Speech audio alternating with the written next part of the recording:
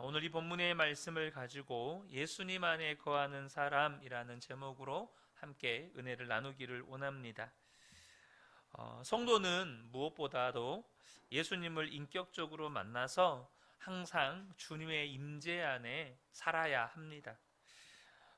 기독교 박해가 심한 중동에 나가 사역하는 선교사님에게 언제가 가장 두려웠는가라는 질문을 받았을 때 그 선교사님이 이렇게 답변을 하셨습니다. 체포당하는 것이나 고문당하는 것이 아니라 주님의 임재가 느껴지지 않을 때 가장 두려웠습니다. 여러분은 어떻습니까? 여러분의 인생 가운데 여러분 지금까지 살아오시면서 여러분에게 가장 두려웠던 때는 언제셨나요?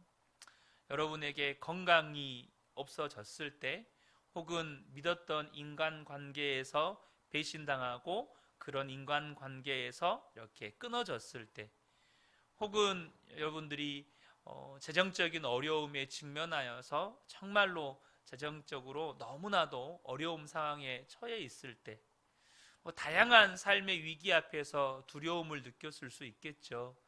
그런데 여러분, 성도의 가장 큰 두려움은 주님의 임재가 떠나가는 것입니다. 다윗이 하나님 앞에 범죄했을 때 그가 정말로 간절히 주님 앞에 기도했던 것이 무엇이었습니까? 주님의 성령을 내게서 거두지 말아 주십시오. 다윗의 가장 큰 두려움은 하나님의 임재가 다윗에게서부터 떠나가는 것이었습니다. 다윗은 왕의 자리를 잃어버리는 것이 두렵지 않았습니다. 혹은 누군가가 반란을 일으켜서, 혹은 적군이 쳐들어와서 죽임을 당하는 것이 두렵지 않았습니다. 다윗에게 가장 큰 두려움은 주님의 임재가 다윗에서부터 떠나가는 것이었습니다. 여러분 어떻습니까? 여러분에게 가장 큰 두려움이 무엇인가요? 예수님과 동행하자는 말에 대한 반응이 성도들마다 다릅니다. 그렇게 다른 이유는 주님의 임재를 경험했던 차이, 혹은 지금 주님의 임재를 느끼는 차이에서 비롯된다고 생각이 됩니다. 웃긴 이야기인데요, 샘 해밍턴이라는 호주 출신의 방송인이 있습니다. 다들 아시죠? 한 번은 외국인들에게 이 한국 음식을 소개하는 어떤 프로그램을 제가 잠시 시청한 적이 있는데, 외국인들이 먹기 힘든 음식 중에 하나가 그 한국의 어떤 날 음식 있잖아요. 이런 음식들이 외국인들이 먹기 힘들어하는 음식 중에 하나라고 하더라고요.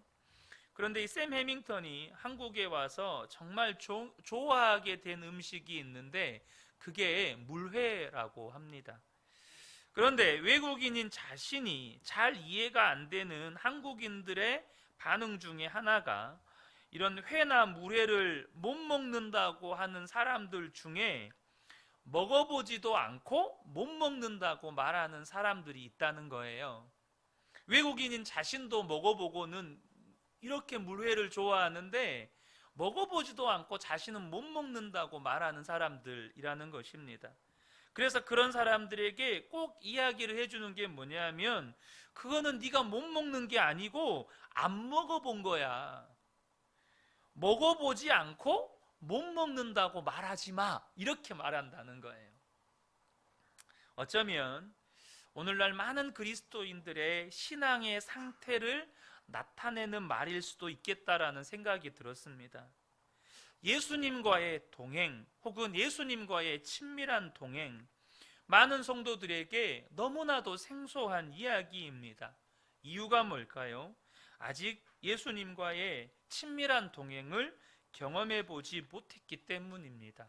그래서 너무나도 막연하고 불가능한 이야기로 여겨지는 거예요. 어떻게 예수님과 친밀하게 동행할 수 있는가?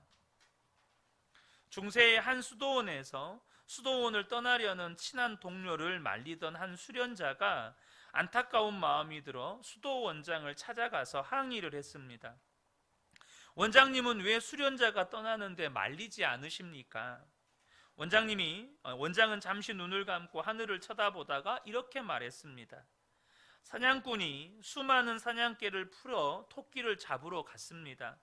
그 가운데에서 맨 처음 토끼를 발견한 사냥개는 마구 지저대며 그 토끼를 쫓아갑니다. 그러자 토끼를 보지 못한 다른 사냥개들도 지저대며 그 사냥개를 따라갔어요. 그러나 처음 토끼를 발견한 사냥개의 짖는 소리만 듣고 따라가기만 했던 개들은 곧 힘이 들거나 장애물이 나타나면 포기하고 되돌아오게 되지요. 그러나 토끼를 직접 본 개는 포기하지 않습니다. 자기의 목표물을 확인했기 때문입니다. 그래서 어떠한 어려움이나 힘든 일이 있어도 토끼만 보며 쫓아가서 잡아오지요. 수도 원장의 이야기를 들은 수련자는 아무 말 없이 자기로 돌아갔다고 합니다. 주님을 만난 사람에게는 주님과의 친밀한 동행에 대한 갈망이 있습니다. 주님과 친밀하게 동행하고자 하는 갈망보다 더 큰 갈망이 없어요. 그래서 그런 갈망이 있는 사람에게는 일기를 쓰는 것이 힘들지 않습니다. 그건 쉬운 방법이에요. 문제는 내 안에 주님이 계시는 것을 아느냐 하는 겁니다.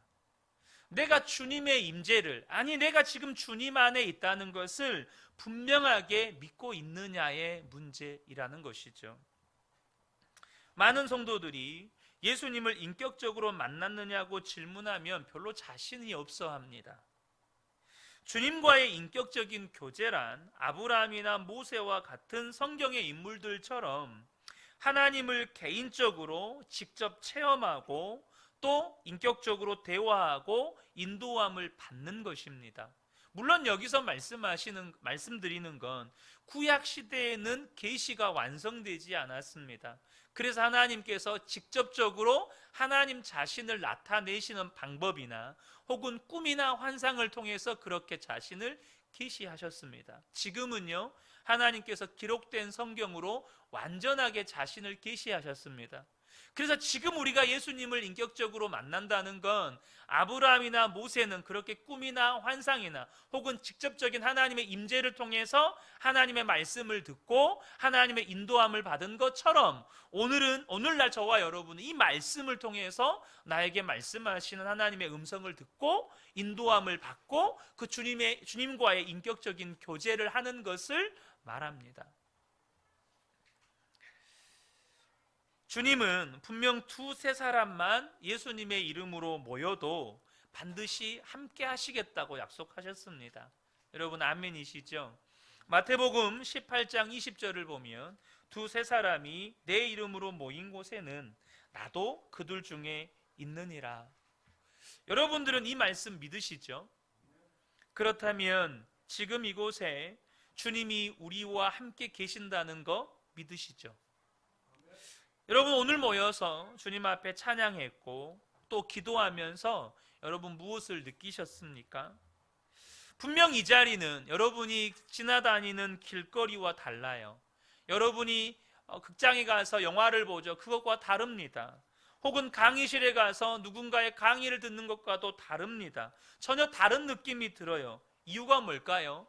물론 이곳이 예배당이기 때문이기도 하죠. 하지만 여러분 이 자리를 다르게 느껴지게 하는 이유는 주님의 임재 때문입니다. 주님이 함께 하시기 때문이에요. 저와 여러분이 이 주님의 임재의 증거를 잘 분별하셔야 합니다. 여러분 찬양 중에 감동을 느끼셨습니까? 그것이 여러분을 주님이 인격적으로 만나주시는 것입니다. 성경을 읽다가 마음에 감동을 하고 자신에게만 주시는 주님의 책망이나 교훈이나 위로나 약속을 깨달았다면 그것 또한 주님을 인격적으로 만나는 것입니다. 예배 때 설교를 들을 때, 기도 시간에 혹은 신앙 서적을 읽다가 혹은 그저 길을 가다가 때로는 실패나 어려운 처지에 빠졌을 때 혹은 또 어떤 사람의 말을 듣다가 분명히 주님이 나에게 말씀해 주시는 것을 들었다고 느낀다면 그것 또한 주님을 인격적으로 만난 것입니다. 핵심은 주님이 나에게 말씀하심입니다. 예수님께서 제자들에게 나를 따르라고 부르셨어요. 요한복음 1장 43절을 보면 이튿날 예수께서 갈릴리로 나가려 하시다가 빌립을 만나 이르시되 나를 따르라 하시니. 여러분, 주님은 동일하게 저와 여러분에게도 나를 따르라고 말씀하십니다. 이 말씀이 나에게 하시는 말씀으로 들린 분들에게는 이것이 구원의 복음입니다. 저와 여러분이 염려하거나 고민하거나 몸부림칠 것이 없이 그저 예수님을 따라가기만 하면 되는 거예요. 그러나 문제는 지금 예수님이 여기 이 요한복음 1장 43절에서는 빌립에게 말씀하셨잖아요.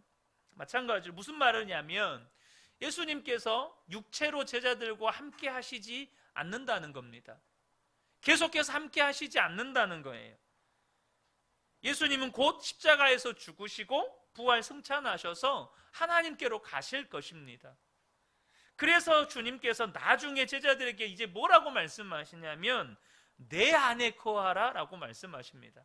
제자들을 처음 만났을 때는 나를 따르라 라고 말씀하시는데 이제 십자가 죽음을 앞두고는 예수님께서 제자들에게 내 안에 거하라 라고 말씀하셔요. 오늘 본문이죠.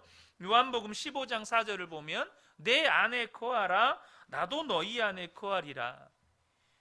여러분, 지금 예수님과 늘 함께 지내던 제자들이 이 말씀을 들었을 때 도무지 이게 무슨 말씀인지 이해가 안 됐어요.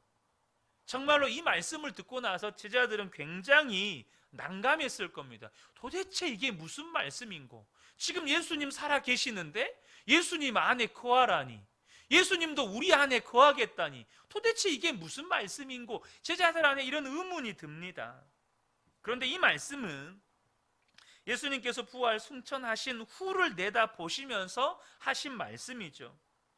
예수님이 승천하시면 이제 제자들과 함께 할 수 없으니 제자들도 예수님을 따를 수 없는 거죠. 그때 제자들이 스스로의 힘으로 예수님의 명령을 수행하려고 애쓰게 될 겁니다. 문제를 만나면 스스로 해결하려고 고민할 거고, 애를 쓰다가 좌절할 거고, 낙심하고 지치고 두려움과 염려로 가득 차게 될 거예요. 예수님이 이것을 너무나도 잘 알고 계시는 거죠. 그래서 제자들에게 이제 더욱 중요한 진리를 가르쳐 주시는 겁니다. 요한복음 15장 5절에 나는 포도나무요 너희는 가지라. 그가 내 안에 내가 그 안에 거하면 사람이 열매를 많이 맺나니 나를 떠나서는 너희가 아무것도 할 수 없음이라. 이 말씀은 예수님께서 이제 부활 승천하셨다고 해서 제자들만 남겨지는 것이 아니라는 말씀입니다. 무슨 말이냐면 오히려 성령이 임하셔서 포도나무와 가지처럼 예수님과 제자들이 이제는 한 몸이 된다는 말씀입니다. 그러므로 제자들은 이제 예수님과 상관없이 예수님의 명령을 수행하려고 애써서는 안 된다는 거죠. 오히려 제자들이 더욱더 마음을 쏟아야 하는 건 그들 자신이 예수님 안에 있다는 것을 믿는 것이었어요. 예수님이 그들 안에 있다는 것을 믿는 것이었습니다. 마태복음 28장에 예수님의 지상명령을 다들 잘 아시죠? 그 예수님의 지상명령에 예수님께서 뭐라고 말씀하시죠? 그러므로 너희는 가서라고 말씀하시는데, 여기서 이 가서라는 이 말씀은 가라는 명령이 아닙니다. 오해해서 들으시면 안 되는데요. 이 가라는 말씀의 본 동사가 마태복음 4장 19절에 나를 따라오라 라는 말씀입니다. 자, 마태복음 4장 19절을 보겠습니다. 말씀하시되 나를 따라오라. 내가 너희를 사람을 낚는 어부가 되게 하리라. 예수님께서 제자들에게 처음 만났을 때 뭐라고 말씀하셨냐면 가라라고 말씀하신 게 아니고 나를 따라오라라고 말씀하셨다는 거예요.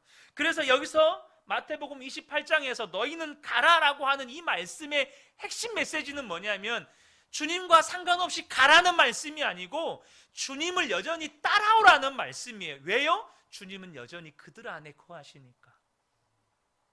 예수님이 육체로 함께 계실 때도 제자들은 예수님을 따라가는 것이 그들이 하는 전부였습니다. 예수님이 부활 승천하신 후에 성령으로 그들 안에 오실 때에 그들이 해야 되는 건 뭐죠? 주님과 상관없이 가는 게 아니고요, 그들 안에 거하시는 성령님을 따라가는 것이었어요. 이 말은 진정한 제자가 되라는 것입니다. 예수님의 제자가 아닌 그냥 사람이, 예수님의 제자가 아닌 사람이 가서 선교를 하게 된다고 가정을 해볼까요? 그럼 어떨 것 같습니까? 예수님을 따르지 않는, 예수님의 제자가 아닌 사람이 선교를 하면 그 선교는 그 사람의 욕망과 또 야망을 분출하는 도구에 지나지 않게 되는 것입니다. 저와 여러분이 사역에 초점을 맞추기 전에 우리가 정말로 주님 안에 있다는 것, 또한 주님은 내 안에 계시는가, 여기에 초점을 맞추어야 한다는 것입니다. 주님 안에 거하기만 하면 주님께서도 우리 안에 거하시는 거죠. 주님은 이것을 중요하게 여기십니다. 우리가 주님 안에 거하는 것, 가서 열매 맺는 게 중요한 게 아니고 주님 안에 거하면 열매를 맺게 되는 거죠. 예수 동행일기를 쓰는 건 주님께서 우리 안에 항상 계신 것을 확인하며 살고자 함입니다. 매일 주님과 동행했는지 점검하면서 24시간 주님을 바라보는 것이죠. 로렌스 형제는 17세기 프랑스 사람으로 행복할 조건이 사실 전혀 없는 사람입니다. 전쟁에서 부상을 입고 다리를 저는 장애인으로 38살에 수도원에 들어갔습니다. 그 수도원에 들어가서 한 일은 뭐냐면 남의 눈에 띄지 않는 주방에서 30년 동안 요리사로 봉사하면서 냄비와 그릇을 닦는 것 말고는 사람들의 주목을 받는 일을 거의 하지 않았던 수사입니다. 그러니까 38세의 장애인의 몸으로 수도원에 들어가서 죽을 때까지 주방에서 일만 했어요. 그러나 로렌스 형제는 항상 행복했습니다. 그 이유는 하나님의 임재 안에서 평생을 살았기 때문입니다. 그는 접시를 닦는 것이 수많은 군중 앞에서 설교하는 것과 마찬가지라고 생각을 했습니다. 로렌스는 하나님의 사랑에 감격해서 종일 노래했고 기도하는 심정으로 살아갔습니다. 감사와 기쁨이 넘쳤습니다. 로렌스 형제는 책 한 권 쓰지 않았지만 많은 사람들이 찾아와서 어떻게 하나님의 임재하심에 그렇게 민감할 수 있습니까? 그렇게 늘 질문을 받았습니다. 어느 날은 국왕 루이 12세가 카르멜 수도원을 방문하여 로렌스 형제를 만나서 당신의 행복의 비결이 무엇이냐고 물었을 정도입니다. 그러니까 프랑스의 국왕까지 찾아와서 당신은 무엇 때문에 그렇게 행복합니까? 라고 질문을 했을 정도였어요. 여러분, 중요한 사실은 지금도 저와 여러분이 주님의 임재 안에서 살아갈 수 있다는 겁니다. 여전히 저와 여러분이 오늘날을 살아가는 저와 여러분이 주님의 임재 안에 살아갈 수 있다는 거예요. 로렌스 형제는 어떻게 이처럼 주님을 바라보며 행복할 수 있었을까? 그 질문에 대한 답을 로렌스 형제가 이렇게 이야기합니다. 늘 주님을 생각했기 때문이라고. 하나님의 임재 연습에서 로렌스 형제가 이런 고백을 합니다. 어떤 사람과 친해진 뒤에야 그 사람을 사랑할 수 있습니다. 그리고 어떤 사람과 친해지려면 그 사람을 자주 생각해야 합니다. 마찬가지입니다. 하나님을 사랑하려면 먼저 하나님을 자주 생각해야 합니다. 그리고 그렇게 하나님을 사랑하게 되었을 때 우리는 하나님을 더욱 자주 생각하게 될 것입니다. 우리가 귀히 여기는 곳에 우리의 마음도 있는 법이기 때문입니다. 하나님을 계속 생각하십시오. 우리가 매일 예수 동행일기를 쓰는 것은 주님을 생각하기 위해서입니다. 제가 몇 개의 예수 동행일기를 소개해 드리려고 하는데요. 제가 이렇게 예수 동행일기를 읽어 드리는 이유는 예수 동행일기가 예수님을 생각하고 예수님을 바라보도록 돕는 것이라는 걸 소개하기 위한 목적도 있지만, 예수 동행일기를 논리정연하게 글을 잘 써야 한다거나 혹은 하루 동안 있었던 모든 일을 기록하지 않아도 된다는 것, 이것을 말씀드리기 위해서입니다. 여러분, 글을 잘 쓰지 않아도 돼요. 혹은 하루 동안 있었던 모든 일을 기록하지 않아도 돼요. 어떤 목사님의 일기입니다. 이 목사님의 일기는 2줄입니다. 자면서 잠깐 잠이 깼다. 그때마다 그냥 예수님이 생각이 났다. 아침에 일어나서도 예수님 생각이 가장 먼저였다. 세상에 이런 일이 다 있네. 이것이 일기의 끝입니다. 여러분에게 글을 잘 쓰라고 이 일기를 쓰자는 게 아닙니다. 무슨 말씀인지 아시겠죠? 내가 오늘 하루 얼만큼 주님을 생각하고 주님을 바라보고 살았는가, 이것을 우리가 스스로 점검하자는 겁니다. 어느 집사님의 예수 동행 일기입니다. 12월 28일부터 일기를 쓰기 시작했다. 큰 아들에게 이 일기에 관해 이야기해 주었다. 오늘은 2 아들이 방학하는 날. 아이들은 너무 기뻤지만 엄마인 나는 말할 수 없는 비통함이 몰려왔다. 이제 이 아들들과 44일간의 험난한 대장정을 어찌 헤쳐나가리요. 우리 엄마들 다 동의되시죠? 게다가 바로 이 순간 주님과 24시간 동행하는 일기를 써야 하다니. 일기를 쓴 첫날 정말 기적적으로 아이들의 전쟁터 같은 상황에서도 고성과 잔소리는 사라지고 작은 목소리로 타이르거나 야단칠 마음을 참고 지나갔다. 내가 계속해서 주님만 생각해 보려고 집중을 하다 보니 아이들이 호사를 누린 날이 되었다. 큰아들이 다른 때와 다른 엄마를 보고 물었다. 엄마, 그 일기 언제까지 쓸 거예요? 순발력이 뛰어난 엄마는 진심으로 이렇게 대답했다. 주님이 오시는 그날까지. 정말 나의 바람이자 우리 아이들의 간절한 바람이 이루어지길 남편은 더 사모함으로 기도할 것이다. 어느 부목사님의 예수 동행일기입니다.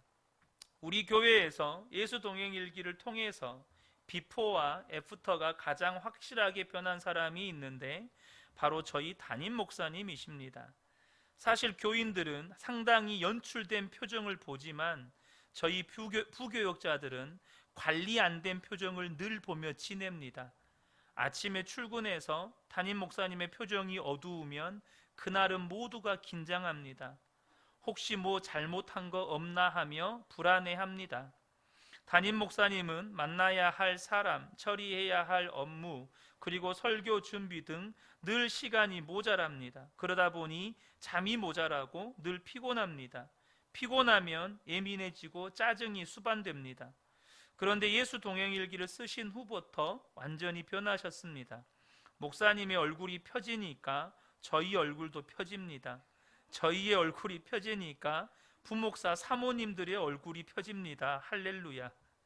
예수 동행일기가 우리 교회에 미친 첫 번째 영향으로 돈 안 들이고 성형했습니다. 다른 교회 성도님들의 예수 동행일기입니다. 저는 예수 동행일기를 통해서 우리 교회 성도님들이 이런 변화를 경험하게 되기를 소망합니다. 뭔가 극적인 변화 아닙니다. 하루아침에 내 삶이 180도 바뀐다는 거 아닙니다. 또 내 삶 가운데 모세가 홍해를 갈랐던 것과 같은 그런 기적이 일어난다는 말도 아닙니다. 중요한 건 하나님, 내 안에 계시는 예수님을 의식하기 시작했다는 겁니다. 중요한 건 내 안에 계신 예수님을 바라보는 믿음의 눈이 떠지기 시작했다는 겁니다. 예수 동행일기를 통해서 주님을 바라보는 눈이 떠지고 내가 조금씩 변화되는 모습을 다른 성도들이 느끼고 마음으로 교제하는 일들이 일어나서 마음에서부터 우리가 하나 되어야 한다는 거죠. 거기서부터 우리가 사도신경으로 고백하는 것처럼 거룩한 공회와 성도가 서로 교통하는 일들이 일어나는 것입니다. 저 역시 예수 동행일기를 쓴 지 아직 채 1년이 되지 않았습니다. 강의를 준비하면서 예수 동행일기를 쓰면서 나는 무엇이 변했나 스스로 물어보고 돌아보았습니다. 저는 이전에 부교육자였을 때 여러분 성실했습니다. 나름 모범적이라면 모범적으로 교육자 생활을 했습니다. 제가 첫 사역했던 교회를 그만두고 그리고 다시 오랜 좀 시간이 한 1년, 2년 정도 지나서 우연히 금호하이빌 문구점에서 그 교회의 집사님을 뵀습니다. 그 교회 집사님이 저한테 이런 말씀을 해주셨어요.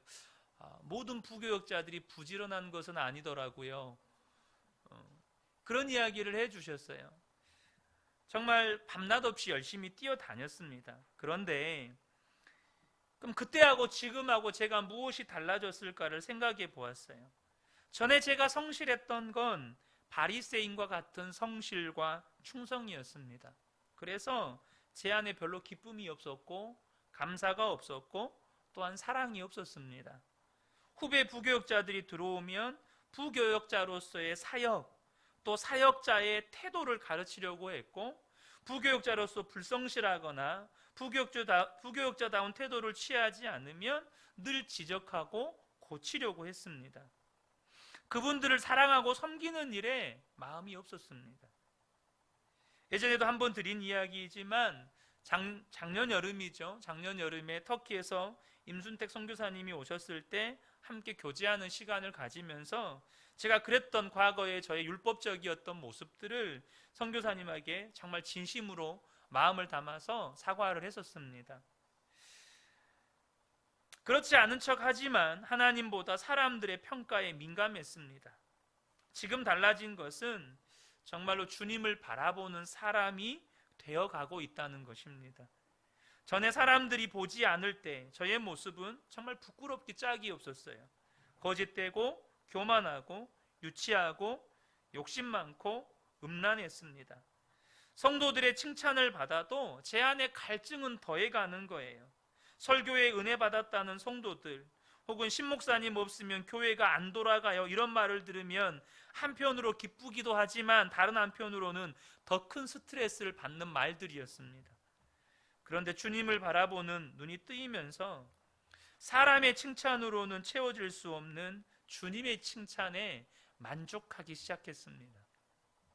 주님을 바라보면서 하나님 나라의 영광을 보고 자기를 부인하고 자기 십자가를 지고 따라가는 성도가 받을 영광을 보게 됩니다. 고난이 복이라는 것 또한 이제는 머리로 아는 게 아니고 정말로 내 마음으로 알게 되고 또 돌짝밭 사명을 외면하지 않게도 해주셨습니다.